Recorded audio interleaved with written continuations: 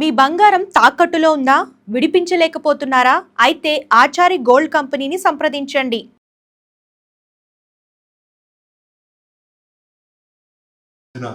కాంగ్రెస్ నాయకులు మీ అందరికీ నమస్కారం.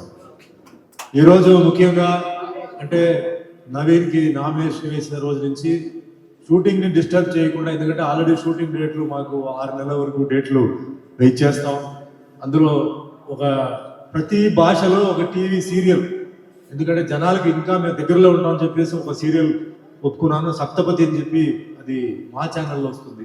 కాబట్టి వాళ్ళకి ఎటువంటి డిస్టర్బెన్స్ లేకుండా ఉండాలని చెప్పేసి వాళ్ళకి డేట్లు ఇస్తూ, మిగిలిన వాళ్ళని కొన్ని డేట్లు రిక్వెస్ట్ చేసి అడ్జస్ట్ చేసి, నిన్న కూడా వరంగల్కి వెళ్ళాను, ఈరోజు ఇక్కడ ఉన్నాను. ఈరోజు ఫుల్గా క్యాన్వాసింగ్ చేస్తాను, రేపు కరీంనగర్కి వెళ్తున్నాను.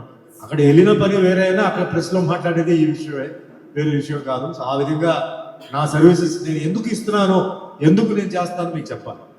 89లో నేను ఇక్కడికి వచ్చాను, అంటే హైదరాబాద్కి వచ్చాను. అప్పుడు ఉమ్మడి రాష్ట్రం. అప్పుడు అందరూ మద్రాసు నుంచి ఎందుకు వెళ్తున్నామే, అక్కడంతా గూండాలు రౌడీలు ఉన్నారు, వెళ్ళొద్దు, ఇక్కడే ఉండు. రాష్ట్రం అప్పుడు ఏంటంటే విభజన అవ్వలేదు. కానీ గ్రేట్ ఎన్టీఆర్ గారు ఈ తెలుగు ఇండస్ట్రీ అటు షిఫ్ట్ చేయాలి, 92లో చేద్దామని చెప్పి ఒక ఐడియా ఇవ్వడంతో నేను ముందు బయలుదేరి వచ్చింది. నేను ఇది వాస్తవానికి చెప్పాలంటే వచ్చిన తర్వాత కొన్ని ఇబ్బందులు నేను కొంచెం ఫేస్ చేశాను.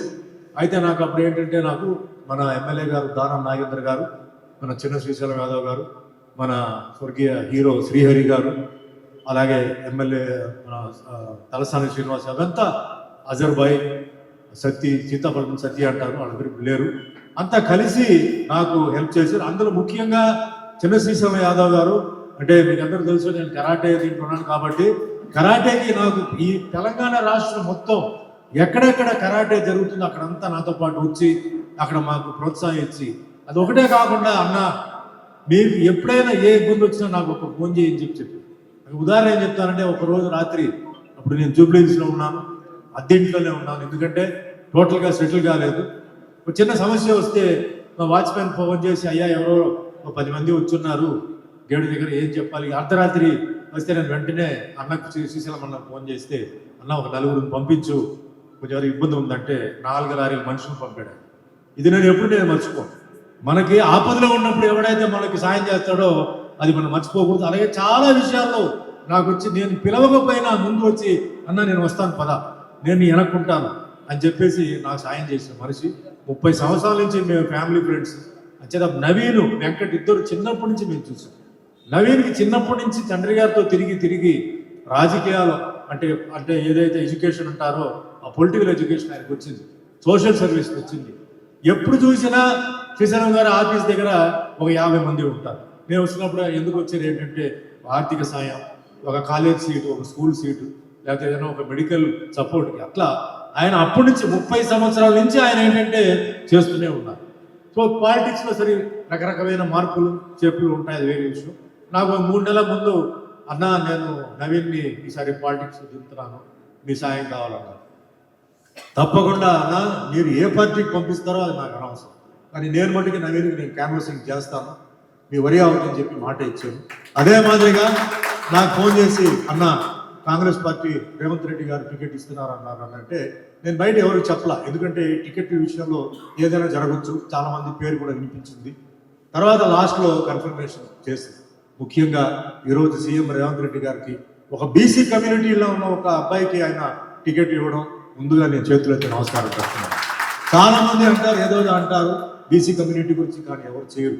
42% రిజర్వేషన్ అనౌన్స్ చేస్తే నేను జంతర్ మంతర్ ఢిల్లీకి వెళ్ళిపోయి అక్కడ కూడా మేము పోరాటం చేసాం. సో ముందుగా ఆయనకి బీసీ కమ్యూనిటీ మీద ఉన్న ఒక అభిమానం, ప్రేమకి నేను పాదాభివందనం చేస్తున్నాను. కాబట్టి మన బీసీలు అందరూ కలిసి, ఎందుకంటే ఇక్కడ అంటే ఎందుకు నేను బీసీకి చెప్తానంటే, మాకు సపోర్ట్ కావాలి. ఇక్కడ మధ్యలో మనలో కొంచెం చిన్న భేదాలు అవి ఉంటాయి. దయచేసి మా బీసీ అన్నలకి, తమ్ములకి, అక్కల చెల్లి ఒకటిన విజ్ఞప్తి, మన నవీన్ని గెలిపించాలి, మన రాజకీయంలో ఆయన కూర్చోబెట్టాలి, ఆయన ఒక అత్యంత మెజారిటీ మీద గెలిపించాలి. ఎవడు ఏం చెప్పినా సరే నేను ఆ పని చేస్తూనే ఉంటాను. చాలామంది రకరకాల చెప్తున్నారు, అది ఉంది, ఇది ఉంది, అది ఉంది. అలా తీసుకుంటే మరి క్రికెట్లో అవతల వాళ్ళు గట్టిగా ఉందని చెప్పి మన వాళ్ళు ఏం సైలెంట్గా కూర్చోలేదుగా, ఆడాల్సిందే, ఆడతాం, గెలుస్తాం అన్న ఒక ధీమతో నేను వెళ్తున్నాను, నేను చేస్తున్నాను. పెద్దల ఆశీర్వాదాలు, అందరి ఆశీర్వాదాలు కావాలి. నవీన్ని ఒక మంచి స్థాయిలో చూడాలి.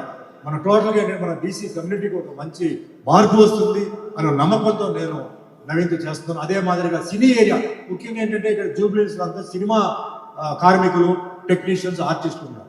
89 నుంచి నేను చూస్తున్నాను.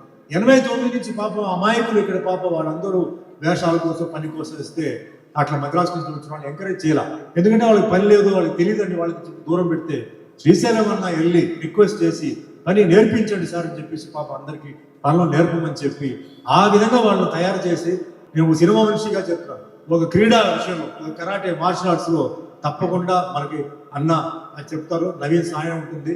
ఎందుకంటే సినీ జీవితం అనేది చెప్పలేము, ఈరోజు పని ఉండొచ్చు, రేపు పని ఉండకపోవచ్చు.